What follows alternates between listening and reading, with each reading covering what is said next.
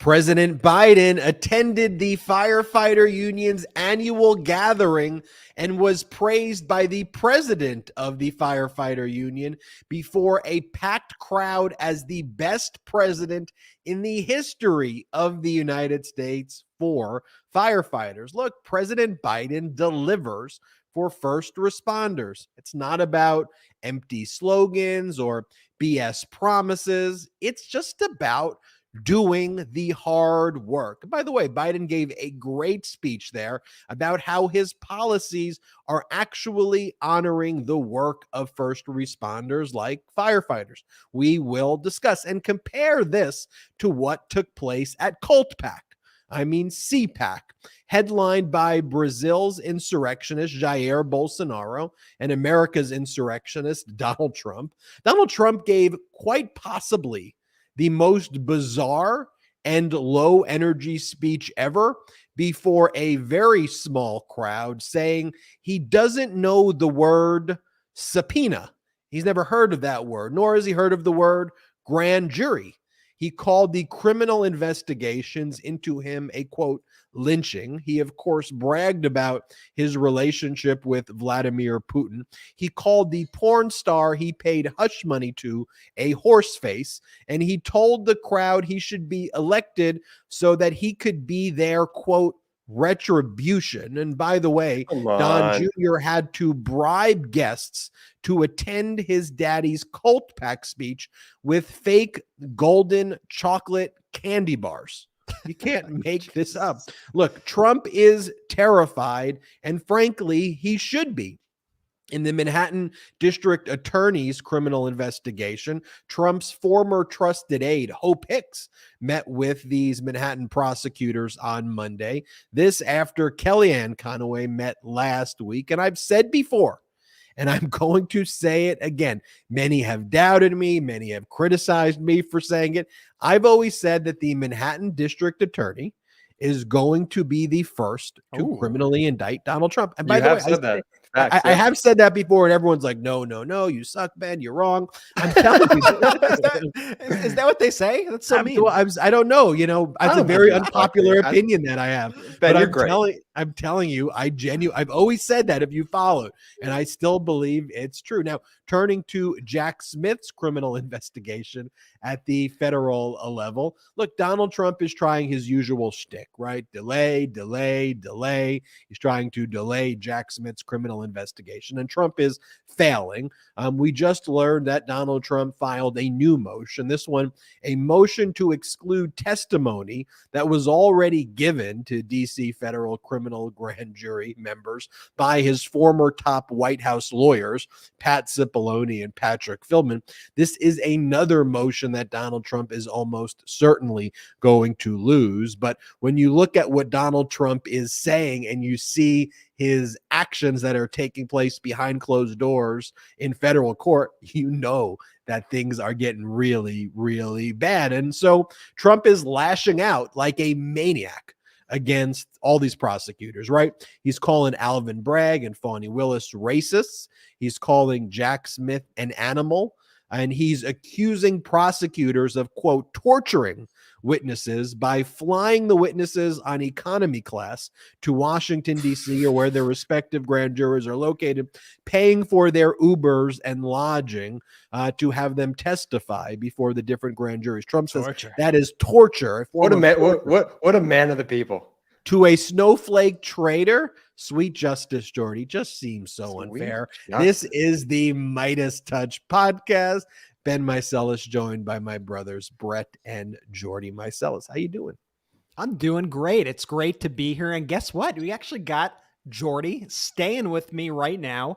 Jordy, my roommate. Jordy in the Midas office here on the West Coast, in another room right now for sound purposes. But Jordy, how you like it staying with me? Am I a good host? Am I doing okay here? You're a phenomenal host. Ben, Brett actually makes like the most delicious cup of coffee that I've ever witnessed or had or whatever. It's spectacular. Like we think he's good at editing videos. No. He's barista Brett.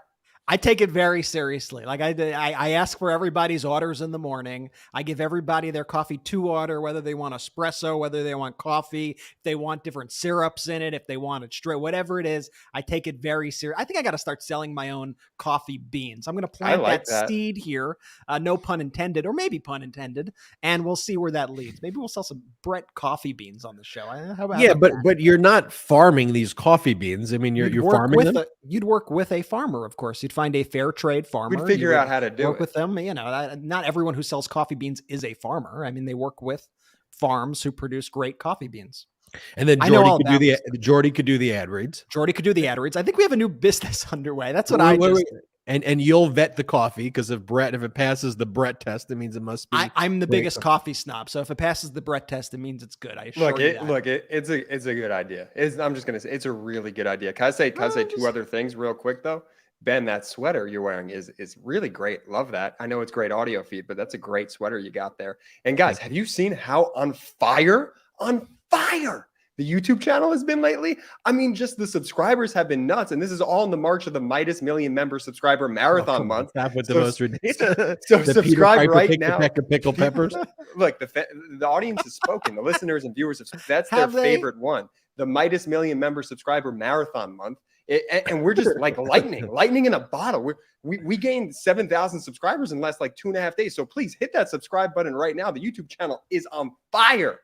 I still like the march to 1 million subscribers, but you know, Jordy, you are the marketing whiz. So let's get right into it, folks. And I think the best way to get into it is let's compare a speech by President Biden, where he gave the speech, who he gave the speech to, his messaging in the speech, and let's compare it to the speech that Donald Trump gave around the same time. And let me just say, Ben, buckle your seatbelts, everybody, because you are going to get some whiplash on this episode of the MeidasTouch podcast when you see the contrast, when you see these clips play back to back. So buckle up, folks. It's going to get weird.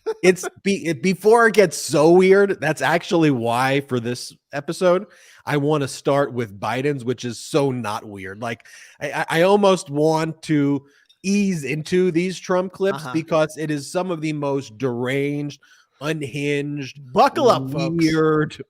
Buckle up for this episode. But first, let's talk about today, where President Biden spoke before a packed house of professional firefighters at the International Association of Firefighters 2023 Legislative Conference. This conference gathered the leaders from the firefighting profession in Washington, D.C. to meet with lawmakers. And during his remarks, President Biden recounted numerous anecdotes involving firefighters and other first responders, and talking about the efforts his administration has made to improve safety for firefighters. And I want to start off by showing the president, Edward Kelly of the Firefighter Association, the International Firefighters Association, talking about President Biden and saying, look, you get it. You get us. Play the clip. Well deserved, Mr. President. I can tell you I've listened to a lot of politicians talk. We hear things that are nice to hear, like we run in when others run out. You are the only person I've ever heard say that the only thing that makes firefighters safer is more firefighters. You get it. You get us. In just 2 years, you have clearly established yourself as the greatest president firefighters have ever had in this country. Thank you so much.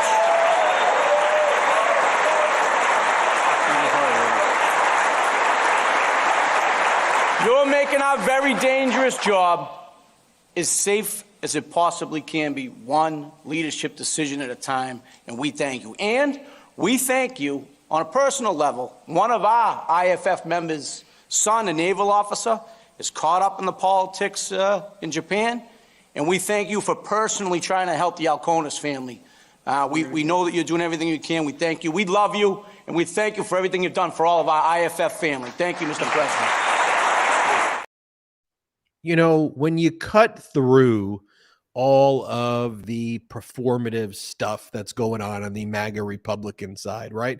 It's a very easy gesture to basically, say we stand behind first responders and, have a little blue stripe on a flag and just start shouting it out. But the question ultimately is, and I think Americans are waking up to it, is that everything Donald Trump does, it's Don the con. His whole life is conning people.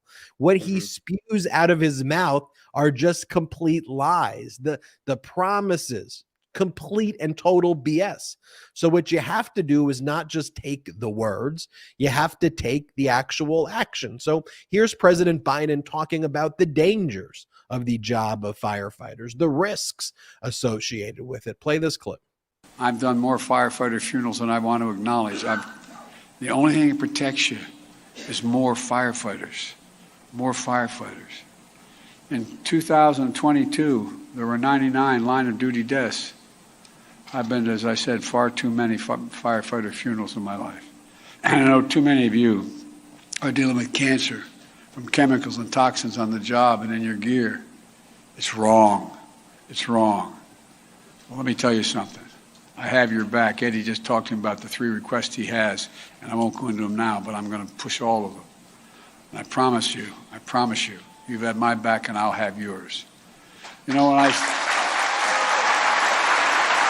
I know that the things that protects firefighters, again, I'll say it again and again, is more firefighters.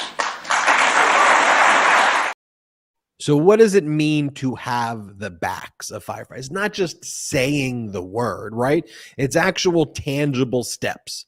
And President Biden goes into it. For example, he talks about the need to protect collective bargaining and the dignity of having a job and well-paying jobs. Play this clip. And my dad used to have an expression. He said, Joey, a job's about a lot more than a paycheck.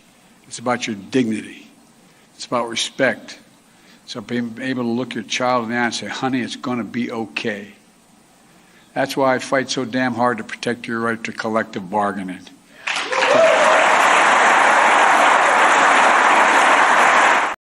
And here's a bill that President Biden actually signed that gave firefighters and their families workers' compensation for certain kinds of heart problems, cancers, and other ailments, actually doing the hard work. Play the clip. In December, I was proud to sign the Federal Firefighters Fairness Act, giving more than 10,000 federal firefighters and their families critical workers' compensation and other benefits by making sure certain kinds of heart problems, lung disease, and cancers are presumed to be caused by the job. But we can do more, and President Biden asks Congress to actually do something. The way when the Democrats controlled it, they were doing something, and Biden asked Congress pass the Honor Act to extend the Public Safety Officer Benefit Program to cover firefighters who die from cancer. Play this clip. Senator Klobuchar and Congressman Pascrell, are working on what they call the Honor Act, to extend Public Safety Officer Benefit Program to cover firefighters who die from cancer. I support it. Congress should introduce it, pass it, and get it to my desk for me to sign it. We can't lose sight of the fact that that is actual what governance is. That is what governance looks like. And when you compare that to what's going on in MAGA Republican land, the contrast cannot be more stark. I mean, this is from the Cult PAC convention over the weekend. This is from Don Jr., because like very few people even showed up to this thing, which is supposed to be their big conference. Don Trump Jr. had to bribe people to show up at his daddy's speech with fake golden chocolate candy bars as the magical ticket to get into Don's speech. Like, this is deranged, unhinged stuff. Here, play this clip. Check under your seats. If there happens to be a gold chocolate bar underneath there, that's a VIP. Oh, I'm not joking. That's a VIP ticket to my father's reception tomorrow at CPAC. Because your president, President Donald Trump, will be here. He's not out raising money from the billionaire Chinese sympathists like others. You know, Matt, they're going to do that. Well, others didn't show. I was like, yeah, they're raising money from the people who don't necessarily believe in America first, but because they need their money. So who's got gold bars? There's one. Another. You're a lucky man, sir. Any more? They may do some more. Look at that, another one there. Well, I think you guys will have an awesome time. Yep. There's people gaming the system. What are you, Democrats? You're trying to get under other seats? They're ballot harvesting, Matt. By the way, my political speech for the day, if we don't start doing the same thing the Democrats do, none of it matters. What kind of Willy Wonka BS is that? I was going to say that is the worst sequel to Willy Wonka of all time. Just so bizarro land. And so what the folks listening can't see are people going to other seats throughout the venue because most of the seats in the venue are empty. So they set these bars under seats, most of which are empty, and they're telling people check under your seats for the prize. However, most people aren't sitting at seats that have the prize because most of the seats are empty. So the people are running across the room, running across empty seats to try to find these. And, you know, what we're going to see throughout all of this is you already saw the calm competence, the getting stuff done of President Biden, doing it quietly, doing work for all Americans, appealing to all Americans. And what we're going to see in watching these clips that we're watching, starting with that one, is a cult that is simply trying to placate their cult. And that's it. They've realized, they've almost given up at this point on even appealing to regular Americans. They've almost given up on appealing to independents, to moderates, because they are just so weird, so bizarre. And you just see them go all in to just try to energize this cult as much as possible. How perfectly Trump is that clip that I'm talking Trump family. They're just so totally incompetent that, of course, the plan that he probably thought out, haphazardly doesn't work when he tells people to look under their freaking chairs for the golden chocolate bar. I mean, they're just so unserious. And that's probably for me what the most frustrating part about people being sucked into their BS is just how unserious they are, these MAGA Republicans, the Trump family, comparatively to people who are actually getting stuff done. And I think one of the major themes that we saw earlier is that the people who are working, like the blue collar folks, the folks that these policies are affecting in their daily lives, they feel it. They do feel it. And that's been the coolest thing for me, is just seeing, people who have not traditionally fallen to maybe, the MAGA-verse, so to speak, no longer falling for these tactics and just being like, hey, I actually like the things that Biden are doing, and I'm not afraid to say it.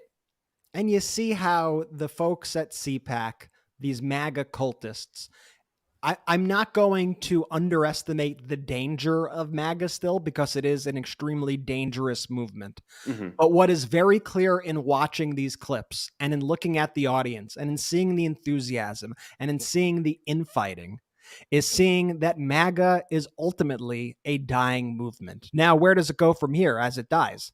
It's going to evolve, and that strain is going to be out there in various forms. There'll be the Marjorie Taylor Greene strain, which is in your face. There'll be the Ron DeSantis strain, which is a little more subtle, but maybe even more dangerous. That's what we need to look out for. But MAGA, as we've traditionally known it over these past few years, is certainly dying, and people are not buying the BS.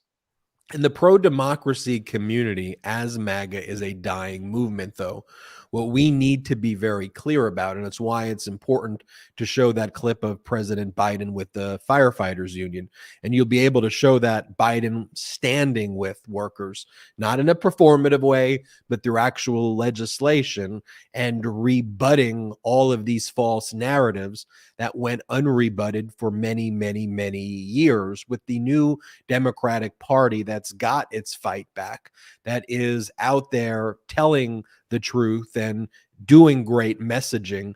Part of that, it is important when these former MAGA Republicans when they're like, what is going on here?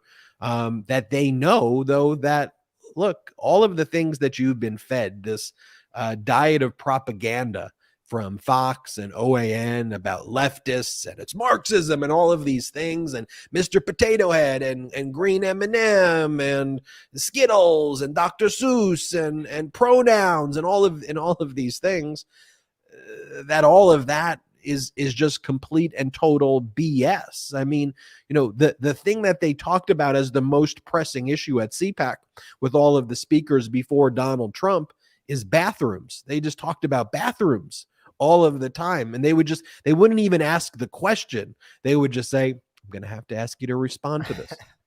Bathrooms. They're like, what? I mean, when you wake up in the morning, I have to go to the bathroom. But other than having to go to the bathroom, then I don't think about the bathroom anymore for the rest of the day. And the fact that the top thing in their mind is bathrooms is a very, very, very strange thing. Brett, you talked about the infighting. So let's get into these clips from Trump's speech, though. And the purity test right now is such that people like Jeb Bush and Karl Rove, right? People like Paul Ryan, they're not even viewed as Republicans anymore, right? So what Donald Trump wanted to be very clear about is that these people, he says, are freaks. He calls them freaks and spends a lot of his time attacking. If you're not a MAGA Republican and you're still calling yourself Republican, you're a freak, he says. Play this clip.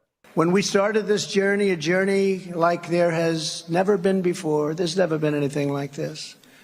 We had a Republican Party that was ruled by freaks, neocons, globalists, open border zealots, and fools. But we are never going back to the party of Paul Ryan, Karl Rove, and Jeb Bush. Think about that. He calling them freaks. By the way, let me say, I think he's right about it. I think they are freaks. But if they're freaks, MAGA are super freaks, Ooh. like Karl Rove, Paul Ryan, but not Jeb. like super freaky. Like no, not at some like, point super not freaky. like, Not like super freak, super freak. We can't get claimed on YouTube, so I'm not gonna. My voice probably triggers it because I'm gonna sound just like the recording. So I'm gonna. It's true. You have a great voice of an angel. But I like. He's so close there, right? Like Colorado, Paul Ryan, Jeb Bush, horrible. All them horrible. The antidote to that is not MAGA. Like they doubled down on all that and became crazier and crazier and crazier. And it shows you how far right they become, that they look at somebody like Karl Rove and they go, liberal, Democrat. Like, in what world? In what world? Well, to your point there, Brett. Yeah, Jordy, go. Just replace MAGA with freak when he's talking. He's ultra freak, man. I mean, what these people are doing, it's one thing when you disassociate yourselves from other Republicans and start calling them rhinos. But when you're going to look at your base, people who bend over backwards to try and find ways to support you, and you start calling them freaks, like just the average, the citizen, the voter, you're going to start turning on them. They're not going to respond too kindly to that. I'll tell you that. Well, Jordy, then he's like, Paul Ryan, Karl Rove, Jeb Bush, they're freaks. Stormy Daniels, you're a horse face. I mean, at the same time, it's like what? It's like what? Here, play the clip. This is what he's calling the porn star that he paid hush money to, that he had 2 seconds of sex with. He's saying not a fair horse face. After calling them not freaks, play this clip. To bring charges against me for now ancient, no affair story of Stormy Horseface Daniels, no attraction. No affair, I call it no affair. Where there's no crime anyway. Remember the days where if a politician spelled potato incorrectly, that would be a major scar on their reputation? Or if a major news story would be, oh my God, Obama wore a tan suit. Wow. Donald Trump is calling a porn star who he paid hush money to a horse face after calling the other Republican leaders freaks. And then that's somehow normalized. By the way, I was listening before the podcast started for a second. My fiance was playing one of these news channels, and they were like, the Republicans, like these people, like they're almost treating them like it's like the way it was framed on one of these shows, like they're a normal, like it's like a normal political party. I'm like, they're led by someone calling a porn star a horse face, and then he's called. And by the way, it's not them there. Then he goes. Just imagine for 1 second, like put this in your brain. It's just unfathomable. Imagine for 1 second that President Biden had sex with a porn star. We're already in insanity land, right? We're already like, what? Yeah. Imagine the reaction to that alone. Okay. Then imagine he paid hush money to cover it up, using campaign funds or whatever the hell Trump did. Okay, number two. Then imagine he repeatedly calls that woman Horseface, and then calls the prosecutor investigating it a racist. It's unfathomable to even understand. One a racist, the other a mad dog psycho animal. Can I just say this too real quick? The horseface comment is despicable, misogynist, just gross.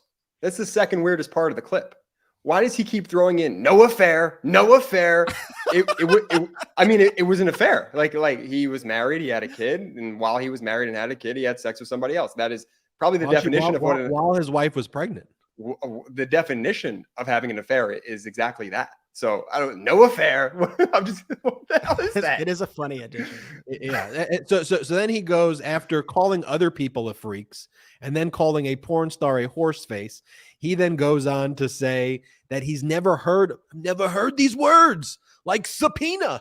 It's a new word to me. Grand jury. I've never heard of, someone who says I'm the best at words has never heard of the word subpoena, is never heard of the word grand jury. Like the most deranged human being ever. Here, play this insanity. clip. People said to me, are you sure you want to do it, sir? I said, oh, this will be so amazing. Why does he talk like that? What the hell did you get me into? I didn't know the word subpoena. I didn't know the word grand jury, those words, grand jury. I didn't know that they want to lynch you for doing nothing wrong. I didn't know they want to lynch you for doing a great job. I didn't know they want to put you away because your poll numbers are better than anybody they've seen in years. So then he says, by the way, can we just address the way he speaks? And I want to. Yeah. Can we please address this? Because I've been thinking about it and I couldn't put my finger on it. But today I finally did. Do you know who he sounds just like? Do you guys remember? It was a cartoon show in the early 2000s. It's called Fairly Odd Parents. He sounds like the teacher, Mr. Crocker, when he would go, Fairly Odd Parents. Brett, please. I think I sent you this clip earlier. Can you play this clip and then just play the beginning of the clip we just watched? You can't.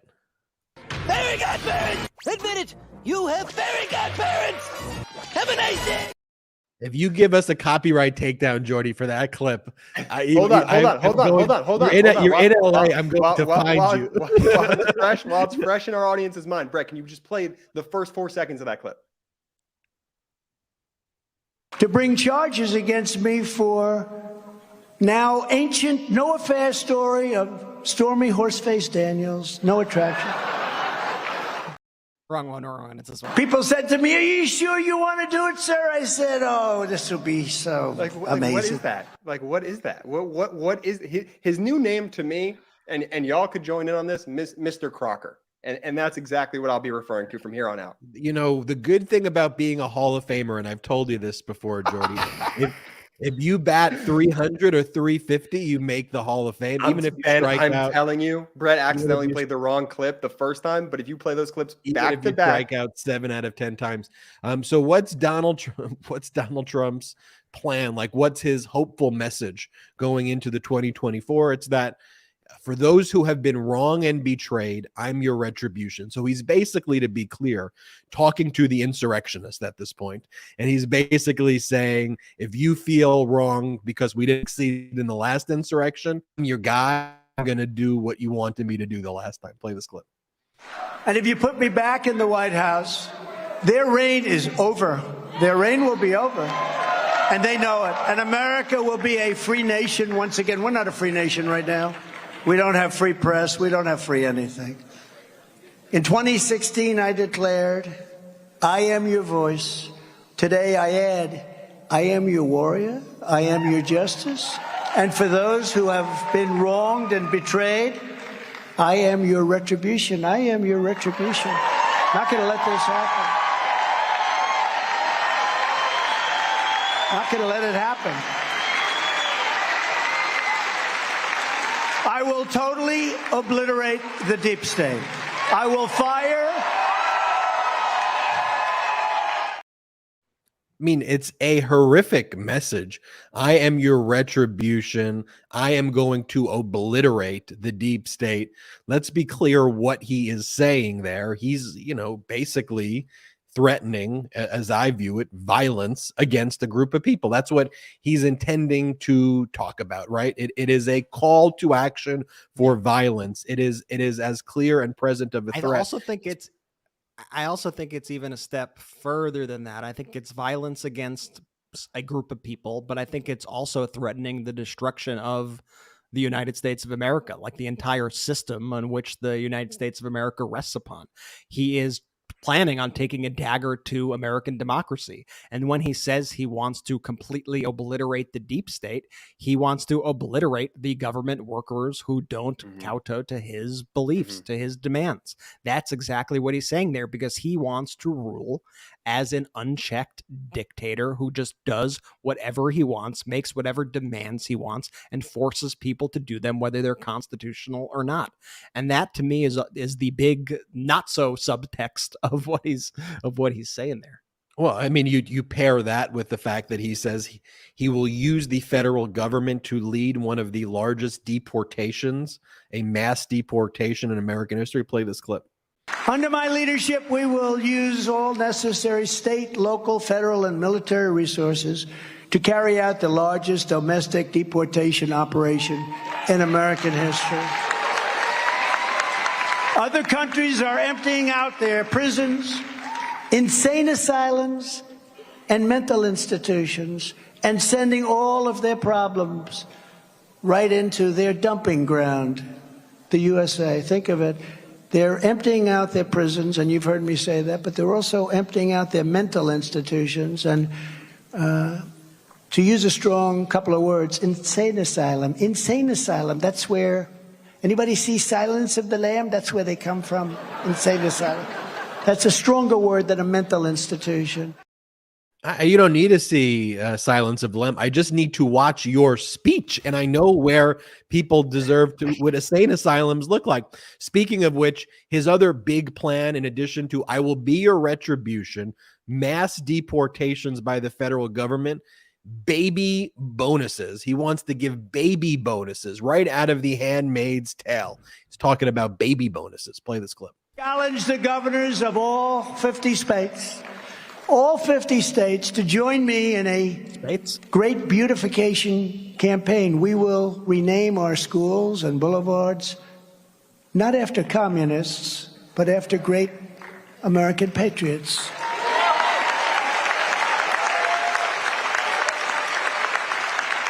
We will get rid of bad and ugly buildings and return to the magnificent classical style of Western civilization.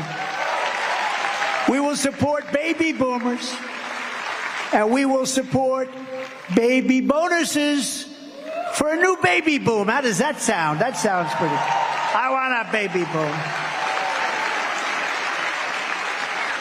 Oh, you men are so lucky out there. You're so lucky. You are so lucky, men. is quite possibly the strangest speech. I could go on and on and on. We did a whole other video where I went through this entire speech and I showed all of the clips, but I wanted to give those highlights right here.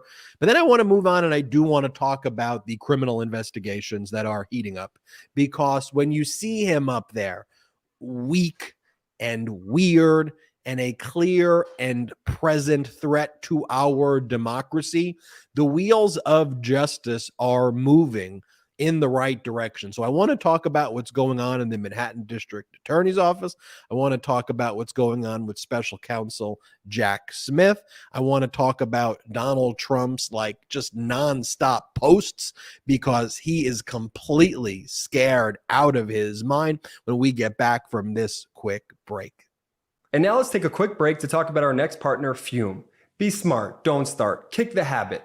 Put it out before it puts you out. All phrases we've heard 100 times, yet we still continue to have bad habits. Now, as you may know, I have a horrible habit of grinding my teeth that just drives me up the walls. Well, our sponsor, Fume, is on a mission to accelerate humanity's breakup from bad habits that consume far too many of us. Fume is a natural diffusive device that uses plants and behavioral science to help you trade out your negative habit for a positive one. Fume is not a vape. It's a non-electronic device designed to transform your negative habits. Instead of pods filled with potentially harmful chemicals like a vape, Fume uses cores infused with plants like peppermint and cinnamon for delicious flavors. With an adjustable airflow dial and a magnetic end cap, your fingers will always have something to always do. Now, look, I didn't expect much out of Fume when I first got it, but the minty sensation is really powerful, and it really hits the back of your throat in a good way. Also, the design is super sleek. My own experience with Fume has been game-changing. The easiest way to stop a bad habit is to switch to a positive one, and Fume is designed perfectly to do just that. It's Fume's goal to make switching easy and even enjoyable. They have thousands of 5-star reviews from people just like you who've successfully switched when other solutions just didn't work. Head to tryfume.com and use code Midas to save 10% off when you get the Journey Pack today. The Journey Pack comes with 3 unique flavors and the new version 2 Fume to help kickstart your positive habits. That's tryfum.com and use code Midas to save an additional 10% off your order today. And now let's talk about our next partner, Grove Collaborative. Did you know that only 9% of plastic actually gets recycled, no matter how much we put in our recycling bin? Well, at Grove Collaborative, they believe it's time to ditch single-use plastics for good. Grove carries hundreds of products aimed at replacing single-use plastics across your home and personal care routine. And by 2025, Grove will be 100% plastic-free. Like Grove Collaborative's concentrated cleaners and refillable glass bottles, they're friendlier to the planet and twice as effective as the leading natural brands. Switch to sustainable products for every room in your home, from laundry care to hand soaps and more. Grove Collaborative has you covered with safe formulas and refillable packaging that never compromise on performance. Personally, I love the Blueberry Treasure soft baked dog treats because, well, it takes the guesswork out of knowing if I'm getting something with good ingredients for my doggo, and he absolutely loves them. Grove Collaborative is revolutionary. Join over 2 million households already shopping sustainably at Grove. Go to grove.com/MeidasTouch today to get a free gift worth up to $50 with your first order. Plus, shipping is fast and free. Get started right now at grove.com/MeidasTouch. That's grove.com/MeidasTouch. Welcome back to the show. Great ad read, Jordy. So, thanks. Hey, if you're in the market for those products, you use our promo codes. You get good deals. We work with the brands to get you them. It's awesome. And you'll love them. I promise. So the biggest lowlight, of course, at the Cult Pack convention at CPAC was Donald Trump's speech. But let's not forget their other keynote speaker was Jair Bolsonaro, who's been hanging out in the state of Florida, denying the election results in Brazil, where he used to be the president, and encouraging insurrections there. Notice the first state that he goes to hang out in while just thinking that. Yeah. taking place is Florida. but he gets a hero's welcome at Cult PAC. And let's not forget that their last year's Cult PAC convention, their keynote speaker was Viktor Orban, another fascist-leaning leader, the prime minister of Hungary, who espouses some really heinous, racist, discriminatory, anti-LGBTQ plus. I mean, horrific views. That was their previous speaker, because what this MAGA Republican branch really looks up to is strong men, authoritarian leaders. They don't see our allies as democracies. They don't see our allies as NATO, who are our allies. They look to Vladimir Putin as their number one, that America should be subservient to Putin. But we should just be like our leaders, according to MAGA Republicans, should be like Putin, should be like Kim Jong-un, should be like Bolsonaro and Viktor Orban. That is who they praise, versus countries that have democracies. And so, just so you see it, here is the crowd giving the warm welcome to Jair Bolsonaro at the Cult PAC convention. Can't get weirder than this.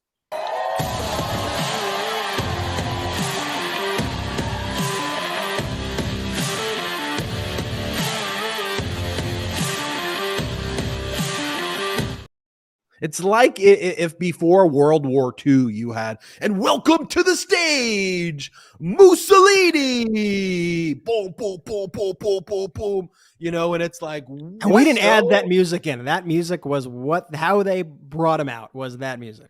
It's so WWE, and no offense to folks who watch WWE, I like the sport, but when you put that into a political landscape and make these guys like they're some sort of like superhero figures, it's disturbing, to say the least. Straight off the insurrection in Brazil, welcome Jair Bolsonaro. I mean, it's crazy. You know, they're crazy. It is really, really, really disturbing. And, you know, part of the speeches that you see, I'll pull up this clip in a second of Tom Fitton. Like, all of the speakers would speak and they would be like, Donald Trump, he's a victim. They're all coming after him. We all know that Trump is the victim. He's a victim. Here, play this clip of Fitton, Trump's advisor. Obama knew, Clinton knew, Comey knew, Biden knew, Brennan knew, McCabe knew, Strzok knew, Clapper knew, Schiff knew, the FBI knew, the DOJ knew, the CIA knew, the State Department knew. They all knew Trump was innocent, but they smeared and spied on him anyway. Worse than Watergate. Trump is a crime victim. Let's remember that. But when they say worse than Watergate, he's saying that Nixon was the victim in Watergate there. Like, did you pick that up when he said worse than Watergate?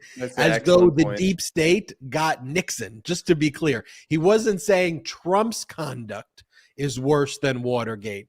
He's saying the way Trump has been investigated is far worse than Nixon, just to be very clear. And that, folks, is the modern day MAGA Republican Party. Brent, I want to get your point, but this is why everything we're about to discuss with the criminal investigations going on right now is so vital. Brett. It's an important call out to point that out, because I think most people watching that clip would think that they're comparing the horror of Watergate, the crime of Watergate, to what is happening right now, but they are actually doing the opposite. And that's what this MAGA strain of the Republican Party has learned. That's their new revisionist history that we are seeing unfold. It's that the deep state took down Nixon. Nixon didn't do enough to stop them, but they're going to do enough to stop them. And that's what this entire right-wing ecosystem right now is living by. It's revisionist history from top to bottom. They want to rewrite history. They want to make facts irrelevant, and they want to create their own reality. And we are seeing that every single day. By the way, including right now, as we record this podcast live, you have Tucker Carlson revealing, I put that in quotes, the footage, the real footage from January 6th, as he puts it, where he cherry picks little bits and pieces to try to rewrite the narrative. And even on Tucker's show tonight, Tucker Carlson went in and said, well, no honest person could say that the 2020 election was fair. There's no honest person that could say that except you, Tucker, in sworn deposition testimony that was handed out in this Dominion lawsuit against Fox. You said that you knew it was BS, and you said that you were scared of Trump, that Trump is a demon, that Trump is a destroyer. That came out of your mouth. Now this guy has the nerve to go on TV today, tomorrow, to try to rewrite the history of January 6th. This is a movement built on deception, built on disinformation, and it is horrific to witness, and we need to be here to combat it. And one of the good things, though, is it might actually end up being the undoing of Fox, because for all of the money that they did this for, right, this Dominion lawsuit is no joke. If you want to know what my biggest concern in the Dominion lawsuit is, it's not liability, right? It is ultimately going to be the damages. I just haven't seen the economic models. Dominion suing for $1.6 billion. I hope they get $8 billion. I just don't know with the economists that they have, the way they are projecting that. And I hope they prove it, but this is a slam dunk case. And when you talk about the punitive damages, right, and we use legal terms like ratification, the Dominion lawyers, when they're watching Tucker do this tonight, this would be the greatest piece of evidence for my punitive damage case and, frankly, my liability case. One of the things I would ask Tucker, I would say, so after this, after you admitted that you were lying, you then went in and you made that statement and read exactly what you said. I would say, roll the tape.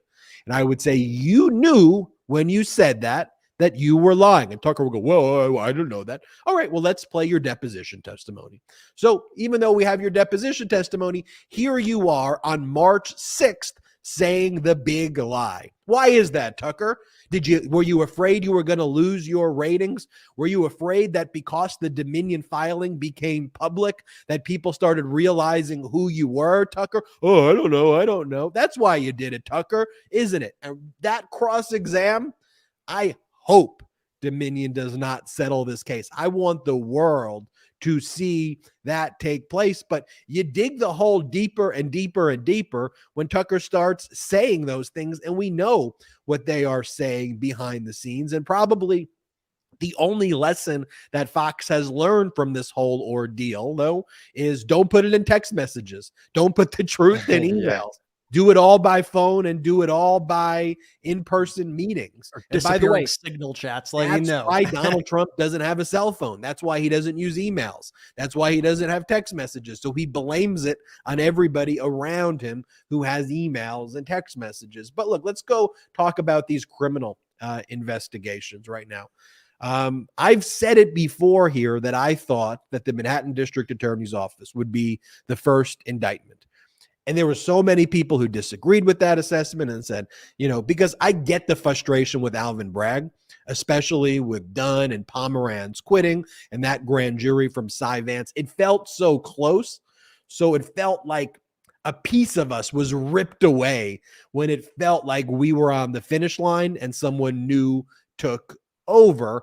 But I've said before, I think that Alvin Bragg's going to recalibrate. A 30-year district attorney, worked in the district attorney's office, at the AG's office. So he knows what he's doing, like probably the most experienced. I believe he's a Harvard lawyer. He's a very smart person, and he's developed an incredible team. And all of the moves there, I've always said, I follow the data. That's why I've always believed his will go first. His criminal prosecution will go first. And what it seems his strategy is, let's focus on a very discrete case. Let's focus on the unlawful payments of hush money to Stormy Daniels. There's an easy paper trail. There's a 4-year prison sentence for it. The way that could be charged as a felony. It is the quickest route to getting Donald Trump in Rikers Island. The broader case is being pursued as a civil case by Attorney General Letitia James. And that broader case is the one that Cy Vance was looking into. Now, Alvin Bragg doesn't just give up on that other case because he's pursuing the discrete one. The same way with respect to Alan Weisselberg, the fact that Alan Weisselberg served time at Rikers for the plea agreement he entered into with the case against the Trump org didn't all of a sudden mean that Weisselberg can't be tried again. Right. One of the things that Donald Trump is saying in his posts is that Alan Weisselberg is being prosecuted or being persecuted and being tortured by Alvin Bragg. And he's saying, he's using those terms, he's being absolutely tortured, harassing and tormenting my 75-year-old employee who they have thrown in jail, trying to force him to say something bad, lie about me. So one of the things that Alvin Bragg is working on is saying, look, I'm going to try you again because we learned a lot more crimes in the case we tried against the Trump criminal org. I never waived any other case against you. So how would Rikers Island feel? How'd it feel, Weisselberg? Because you're going back there again now that you got a taste of it. And we want you to testify against Trump in this case involving the hush money payments to Stormy Daniels that Trump unlawfully classified as legal reimbursement when it was a bribe, when it was hush money payments that he should have disclosed accurately. So a very easy case to prove and to throw Trump in jail quickly. And that's, by the way, I think why Alvin Bragg is pursuing that strategy. We all want him in jail. He deserves to be in jail. Let's not lose track of the bigger case, but let's not let the bigger case be used as a way for Trump to delay this for the rest of his life. If you view it through that scope and prism, I think it's actually surgical and smart. But I hear all of the Alvin Bragg criticisms, and I get it. I just think he's going to be the first to criminally indict, and it's going to change people's perspectives of him when he does it. So why do I think this? Well, 5 people have already spoken before the grand jury there. Not a special grand jury,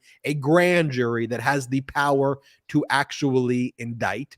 And then we see what looks to be the final stages of this process, right? Kellyanne Conway, and she was involved in calling Michael Cohen and confirming that the hush money payments were, that Trump appreciated that the hush money payments were made. So that's why Kellyanne Conway is involved. She spoke to Alvin Bragg twice last week. Hope Hicks is now meeting with the Manhattan District Attorney's Office. She was Trump's former top aide. These key people. And look, Michael Cohen, who we host the Political Beatdown with, I host that show every Tuesday and Thursday, has now met 17 times, 3 times with the new team. He was skeptical and very critical of Alvin Bragg's team. But now he said after these 3 meetings with Bragg's team, he goes, no, Ben. And he said it to all of our Political Beatdown brigade. He said, this is the real deal team.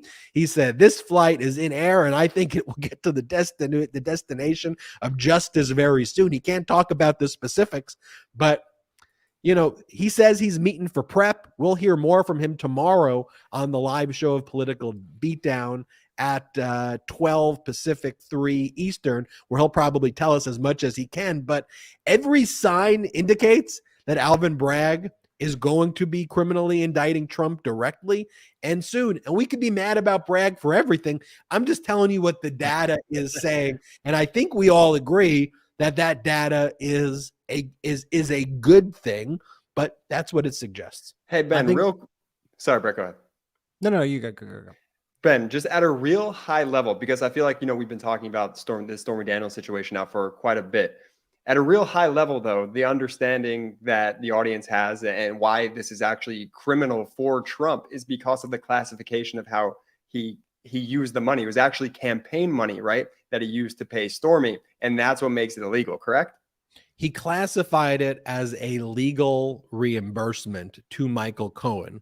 It is a false classification of business records, and a false classification of business records in and of itself is a misdemeanor. When you combine that with the campaign finance element of it, those 2 aspects together turn it into a felony where it could become a 4-year sentence. So you add those 2 factors. And by the way, you think about it, you're a New York jury hearing this case.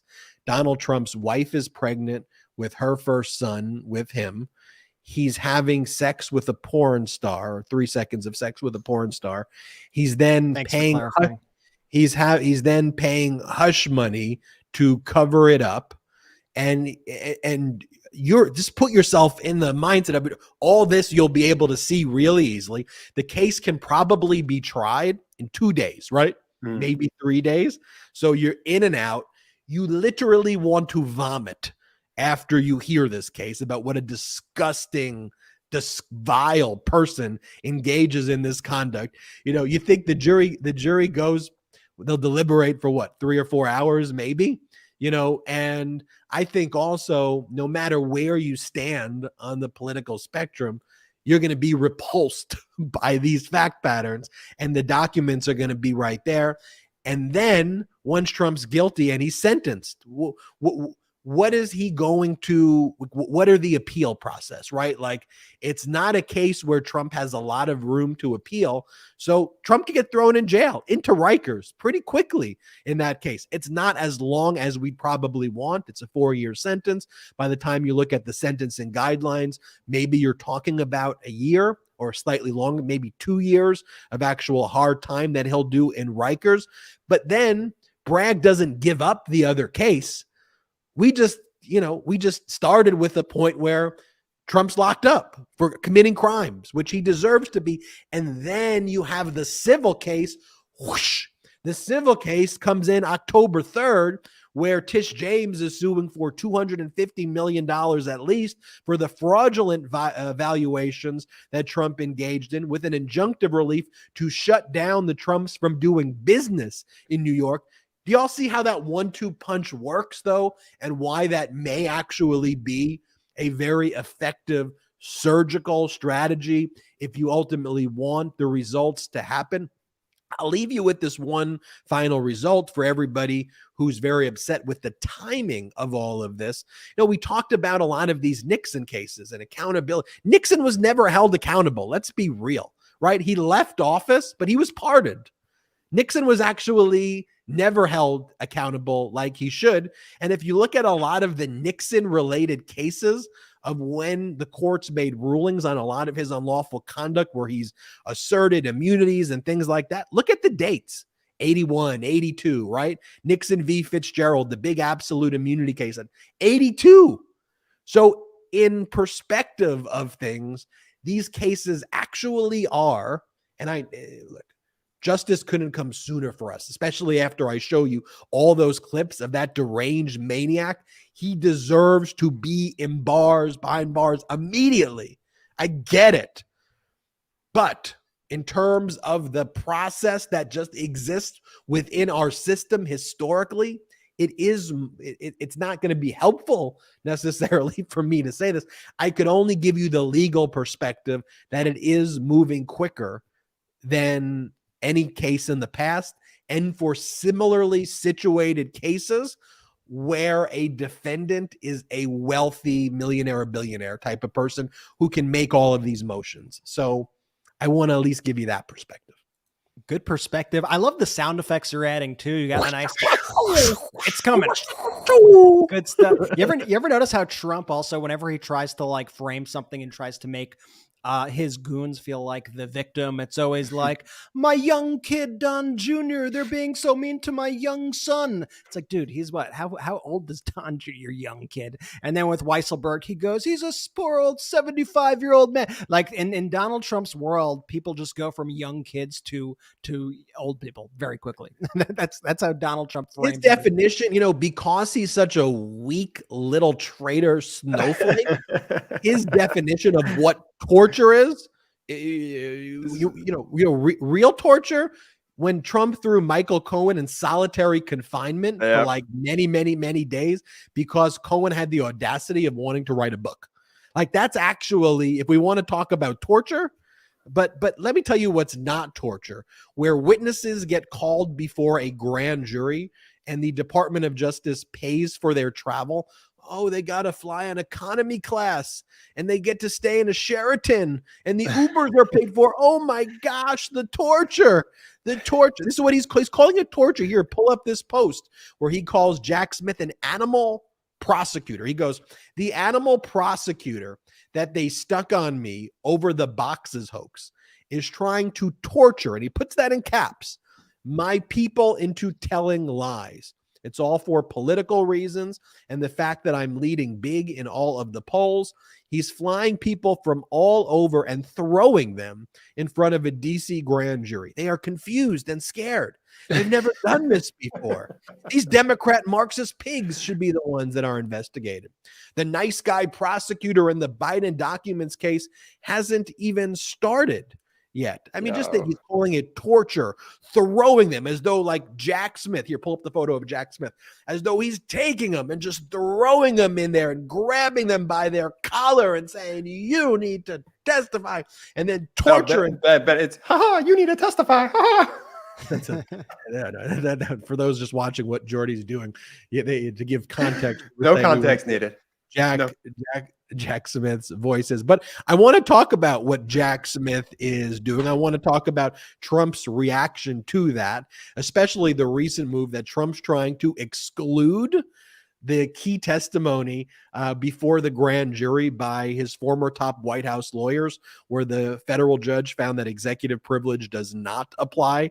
Trump is desperately trying to exclude it, which tells you some good stuff was in that testimony. We'll right after the break.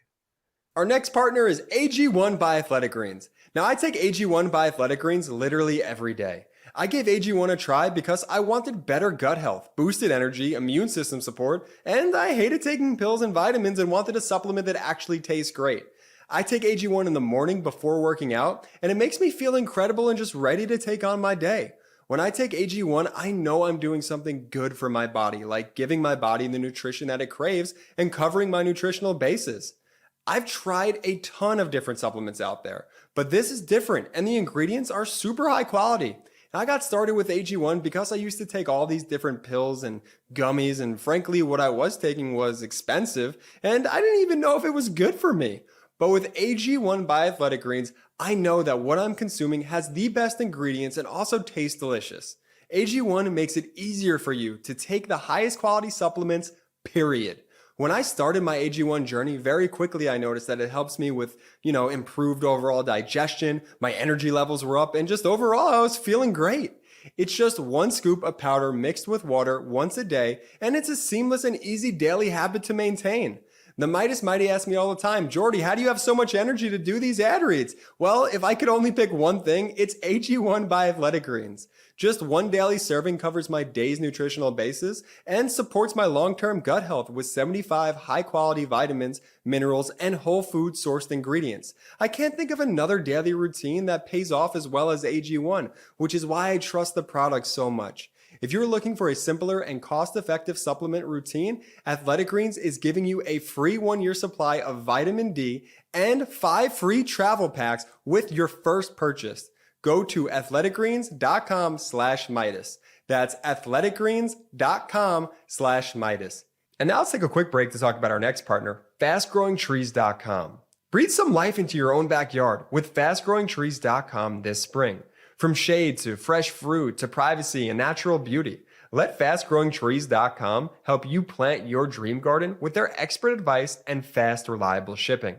FastGrowingTrees.com's plant expert, they curate thousands of easy-to-grow plant, shrub, and tree varieties for your unique climate, from Meyer lemons to evergreens and everything in between. Happy plants, happy home, am I right? But sometimes it's hard to know which plants will do best. Well, no problem, because with FastGrowingTrees.com, you get customized recommendations based on your specific needs. Plus, their plant experts are always available to help keep your plants growing healthy through the season and beyond. No more waiting in long lines and hauling heavy plants around. With FastGrowingTrees.com, you order online, and your plants, they arrive at your door in just a few days. Now, I love Fast Growing Trees because I found the Meyer lemon tree that I was looking for at a great price, and you will too. And with Fast Growing Trees' 30-day Alive and Thrive guarantee, you know everything will look great fresh out of the box. Now join over 1.5 million happy Fast Growing Trees customers. Go to fastgrowingtrees.com/MeidasTouch now to get 15% off your entire order. That's 15% off your entire order at fastgrowingtrees.com/MeidasTouch.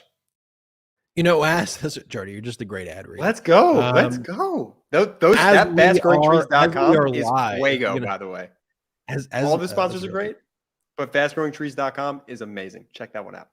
No, they're all great. But so as we are live, so is Tucker, and he's trying to show, I guess, what he thinks are the disinformation, the propaganda that he's found on the videos. It's the stupidest examples I've ever seen. He's already manipulating the footage, like just having 40-second gaps in his own footage where it's like, no, what about the other 40 seconds, Tucker? But the one that I love the most is this Josh Hawley clip where he's saying the coward tape was a lie, that Josh Hawley wasn't running. But when you watch the tape, I guess his point is that Hawley wasn't the only person running and that other lawmakers were running as well. Hawley was just one of the last people to run. That's the kind of stuff that they are feeding their base, and that Kevin McCarthy thought that Tucker should be the one who has it. By the way, Brett, to the point you made earlier, the fact that Kevin McCarthy, who knows as well about the big lie and said that Donald Trump should probably resign. We know that Kevin McCarthy said that right after the insurrection, that he would give it to Tucker, who the first thing Tucker said with these tapes is that, to your point, Brett, that the 2020 election was a grave betrayal of the American people. That's the first person who gets the record. By the way, if you want to make it public and you want to ignore what the Capitol Police have to say, what the Department of Justice have to say, if you want to ignore all of that and just make it public, then make it public. Like, you're going to cause grave harm, as the Capitol Police warn. But you give an exclusive to Tucker? How traitorous is that? It's just so utterly traitorous. And so let's talk about, though, this motion that we're learning about that Donald Trump filed. He's trying to exclude testimony that was already given. So it's like, let's exclude the testimony the grand jury in Washington, D.C.'s already heard. So you may recall that Patrick Philbin and Pat Cipollone, his former top White House lawyers, were first summoned to the grand jury, were first subpoenaed to the grand jury, and testified back in mid-September. I think it was September 14th or so of 2022. They couldn't testify to everything because Donald Trump had asserted executive privilege. The Department of Justice then had to file motions to get an order from federal Judge Beryl Howell that executive privilege does not apply.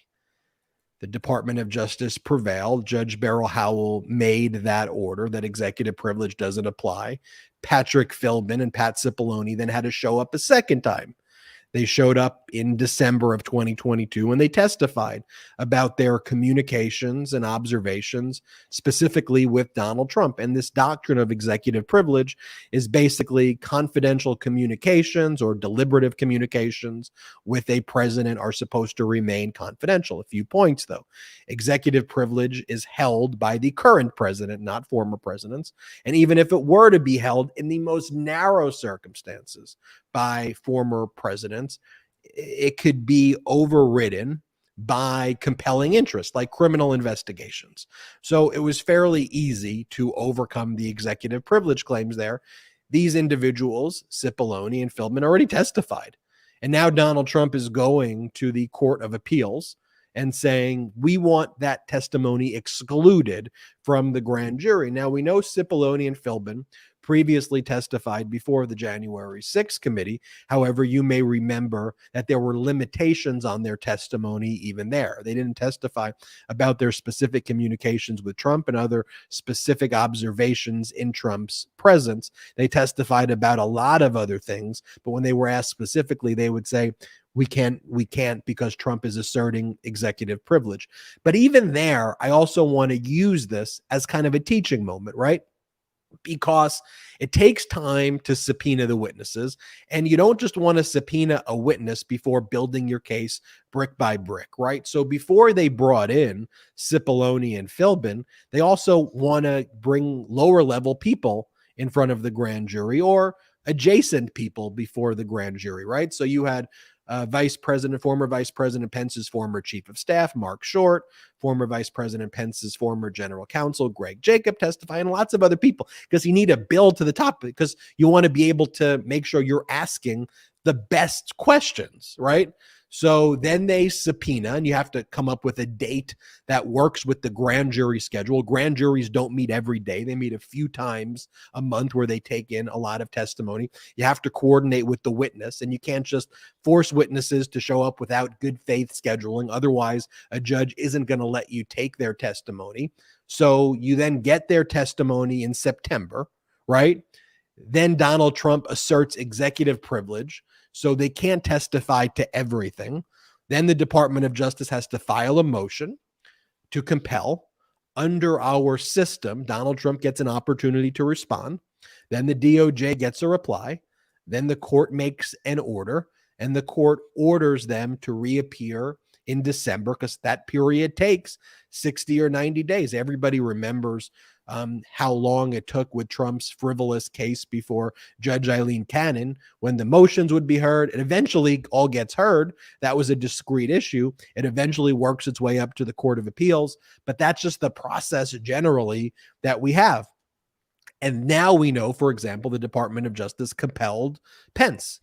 And before it compelled Pence's testimony, and there's got to be a ruling on that, to get Pence, you got to get the lower level people. So all of this builds brick by brick by brick. And frankly, in terms of like a perspective of how quick all of that has moved for the judges to make rulings, for that testimony to go before the grand jury, and the fact that we're up to the level of Pence, all in all, and I know it's slower than I ever want, but we don't want to have a situation where you indict and everyone's happy. What a great headline. We're all celebrating because we've been waiting for this indictment forever. So Trump gets indicted, and then we want a quick trial. So we go to trial right away. And then on the stand, for the very first time, questions are asked of Cipollone. Questions are asked of Philbin. And then an executive privilege objection is asserted. And then the judge goes, lawyer for the DOJ, what efforts did you make before the grand jury to challenge this executive privilege? And then they go, well, none. We wanted to indict right away. So judge, make the ruling. And then the judge goes, I can't make that ruling now. You didn't go through the steps that you were supposed to get the testimony. I'm going to exclude that testimony right there from ever getting in. We don't just want an indictment. We want the indictment to stick. And let me give you another scenario. Donald Trump was able to appoint a lot of federal judges. And a lot of federal judges where this case ultimately is going to go before.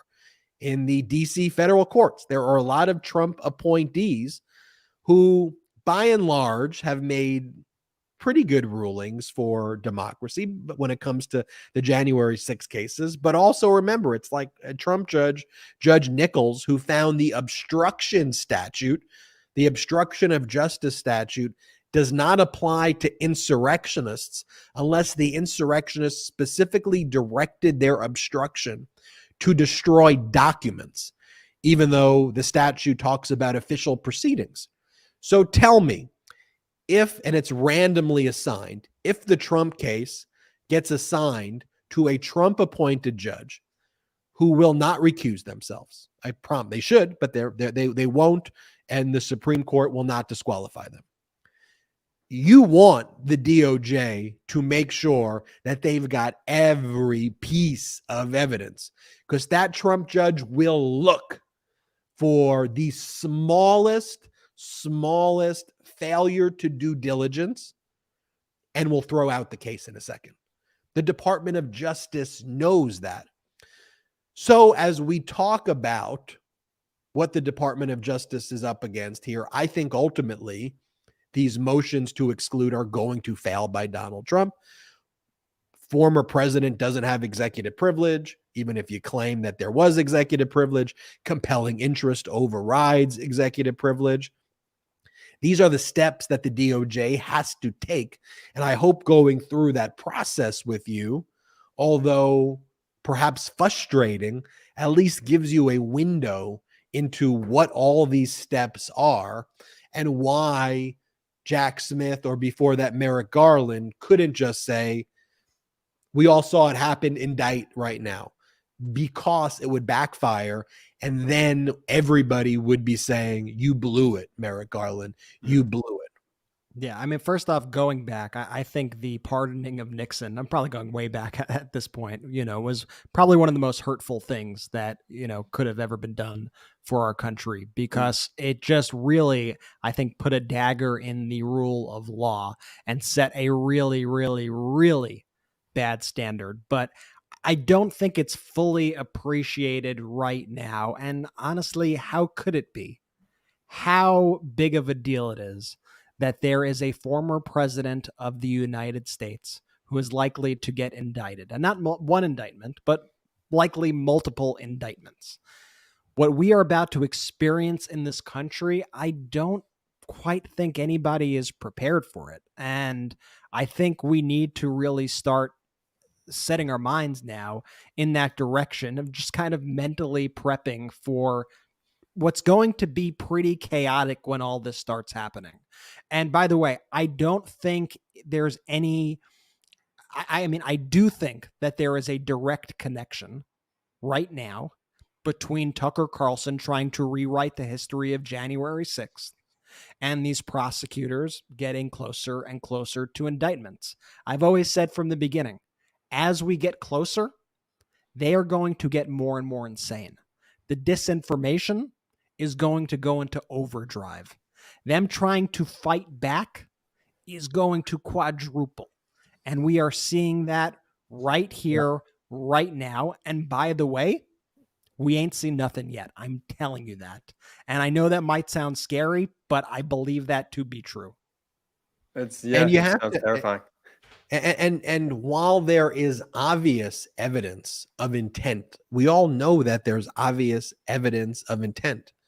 But under our Constitution, you have a right to a speedy trial. And evidence has to be admissible, right? You can't just point out and say, everybody knows, judge, jury, come on. Everybody gets it. Donald Trump will invoke his Fifth Amendment right against self-incrimination. He's not going to testify. Mark Meadows will invoke his Fifth Amendment right against self-incrimination. Meadows isn't going to testify. When Pence probably goes through the process, he may invoke his Fifth Amendment right against self-incrimination, and he may not testify. So you're going to want, I promise you, Patrick Philbin and Pat Cipollone and Mark Short and Greg Jacob and all of these people that the Department of Justice is pursuing to testify. And you got to make sure the evidence is admissible, because the moment you file, if Trump wants that trial quickly, he can get a quick trial. And so you better have all of your evidence completely buttoned up. And while the DOJ is pursuing these criminal investigations through the special counsel's office now as well, let's not forget they're putting all of the high-level terrorists in jail. Oath Keepers, first trial, seditious conspiracy, guilty. Second Oath Keepers trial, seditious conspiracy, guilty. The Proud Boys are currently in trial.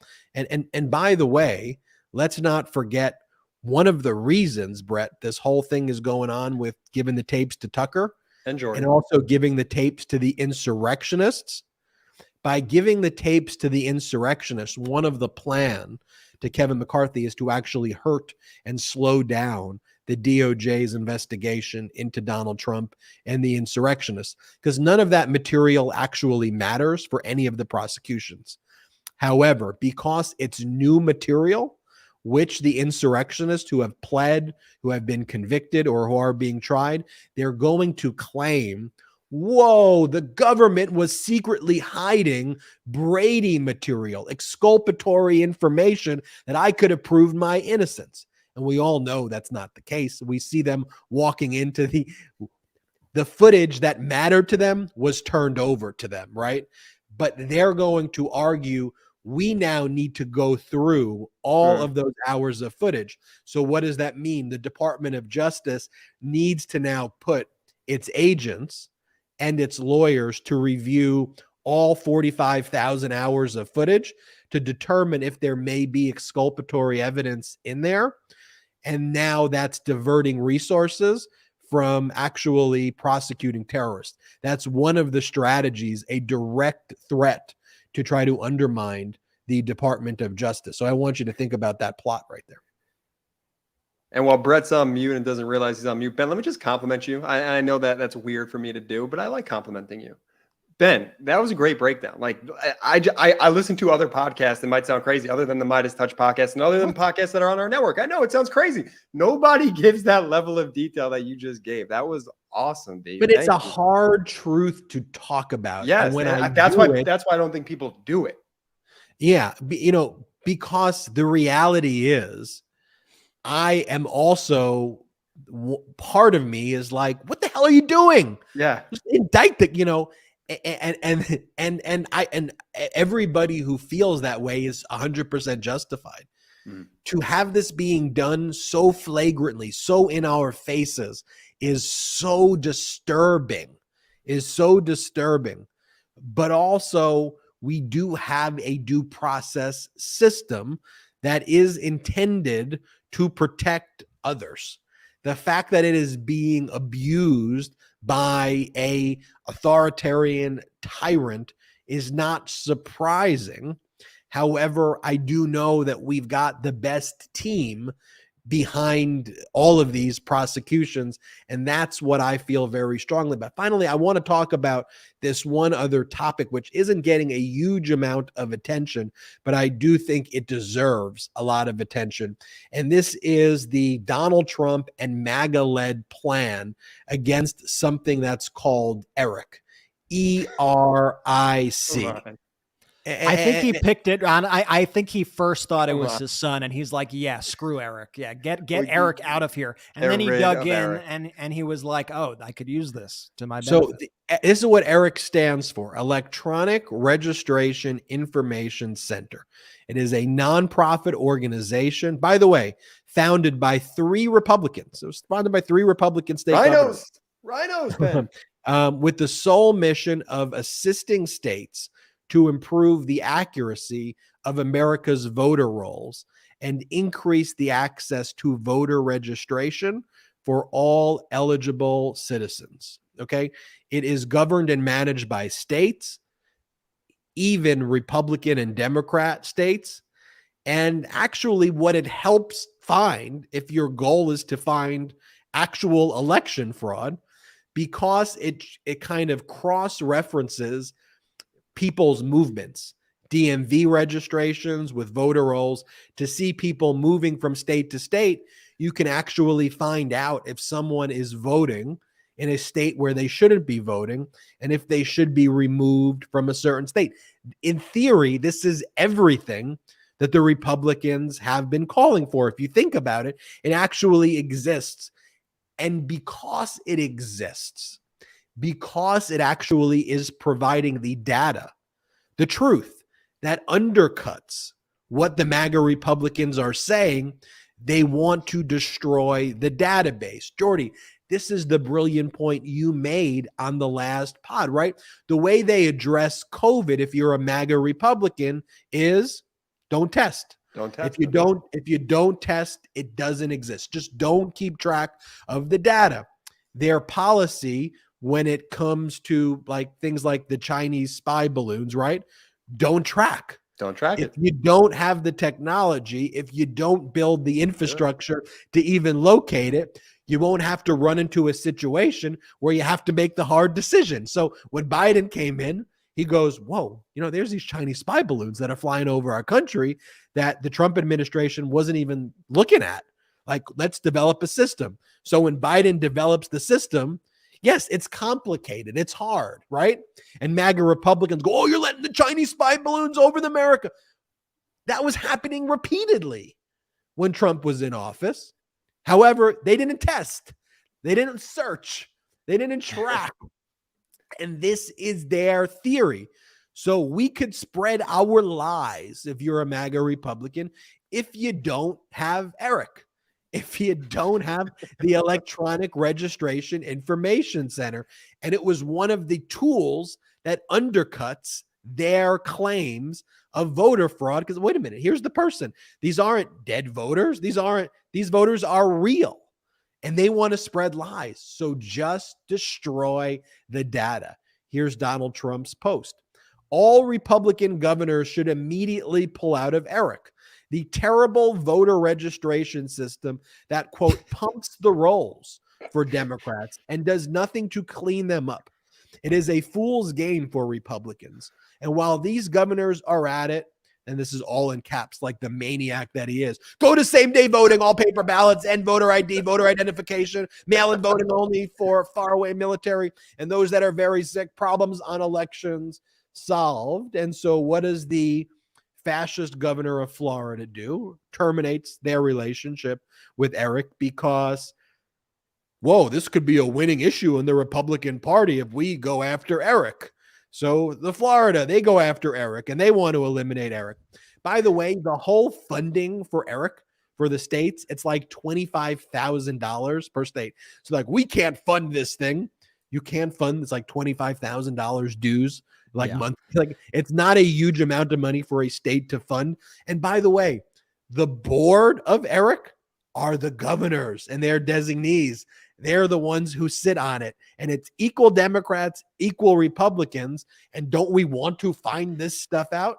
And let me put it in perspective. By early 2022, there were 34 states who used the system. Red, blue, anything in between here. They had all joined to use this system. It includes Texas, it includes Florida, it includes Massachusetts, it includes Minnesota, it includes all 6 of the closely contested battlegrounds in the 2020 election. This is widely used, has always been widely accepted, and it's about election integrity. If you actually care about that issue, that's what it's about. But they're all in this war of brinkmanship, trying to one-up each other, trying to out-fascist each other.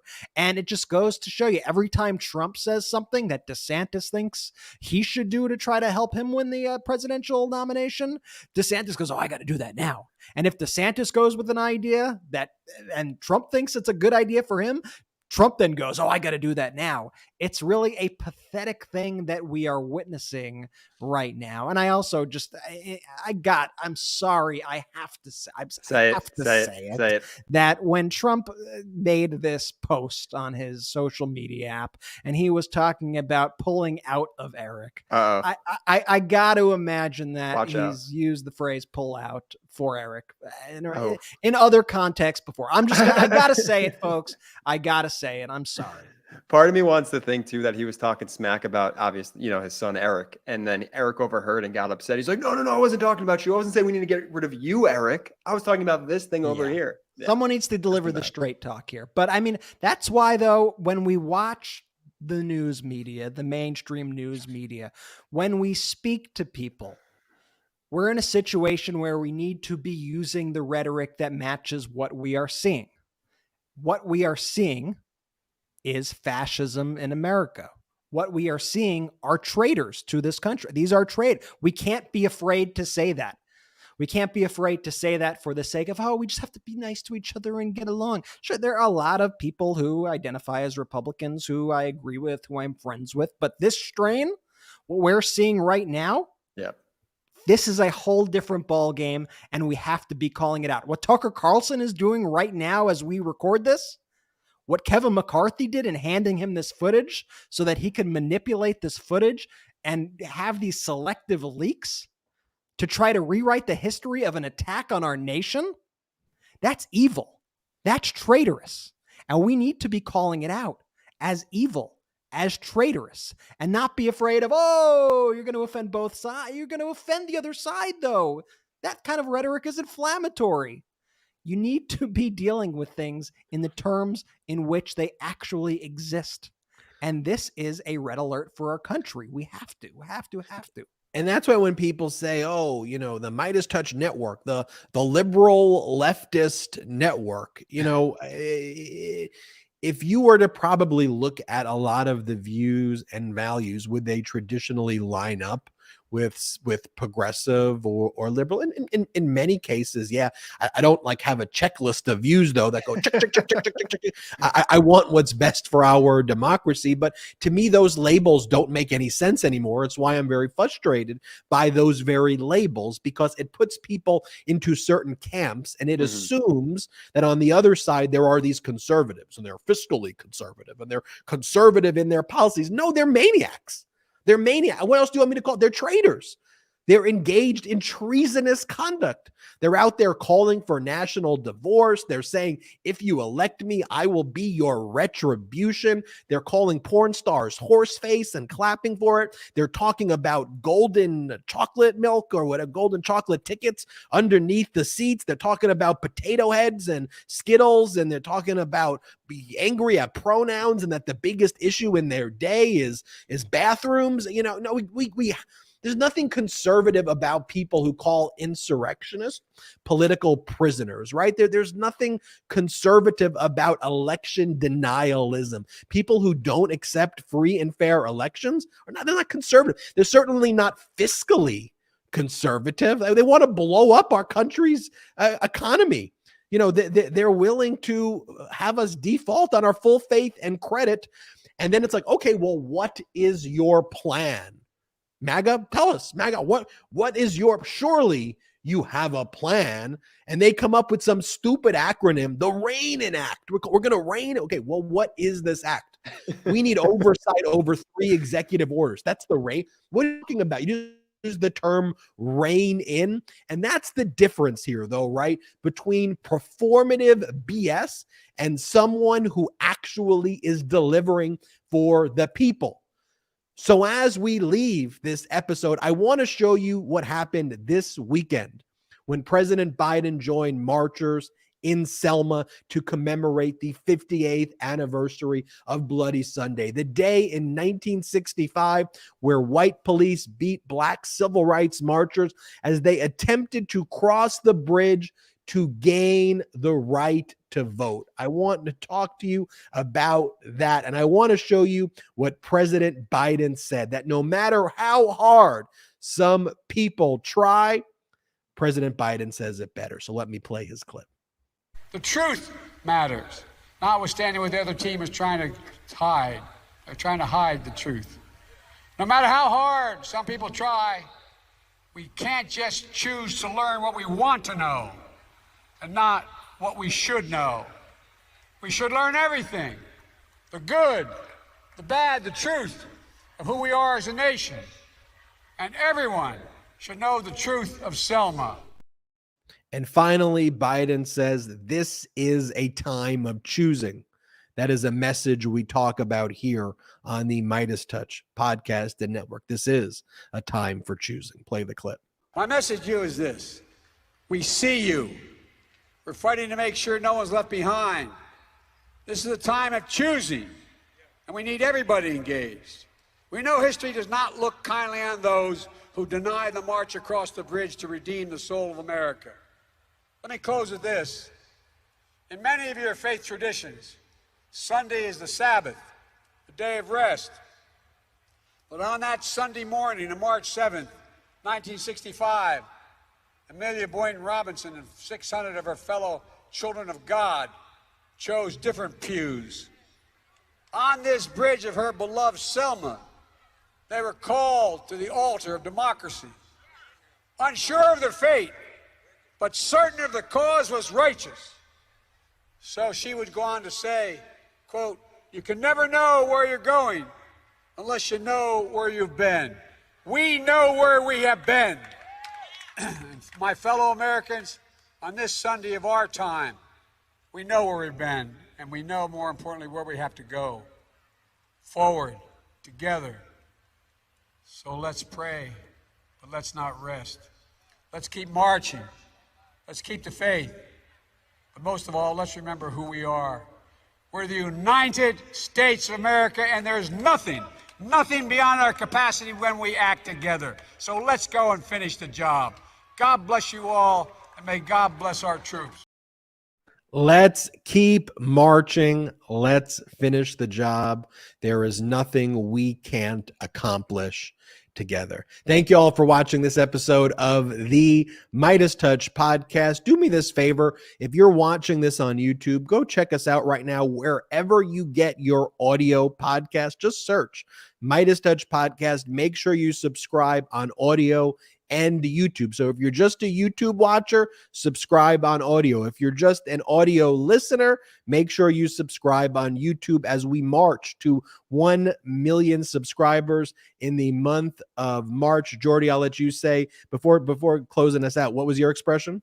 The only expression, the Midas million member subscriber marathon month. Also, check us out at patreon.com/MeidasTouch. We did a great Zoom session with all our Patreon members. That was awesome. We had a lot of fun. We're going to do a video with some Two and a half hours. Yeah, we answered every question. So every month we do a meetup where people get to ask us questions. We answer, again, every single question that is asked. And it also helps fund this independent media platform because we're not funded by any outside investors. So go to patreon.com/MeidasTouch. If you want to get some MeidasTouch gear, the real authentic MeidasTouch gear that's made in America and is 100% union made, go to store.MeidasTouch.com. Now's the time to subscribe to our YouTube channel. Thank you all to the Midas Mighty. We love you all so much. None of this is possible without you. We are so grateful for you. And it is something that we talk about every day, how proud we are to be in this community of pro-democracy with you. Jordy, from California, take it away. Shout out to the Midas Mighty.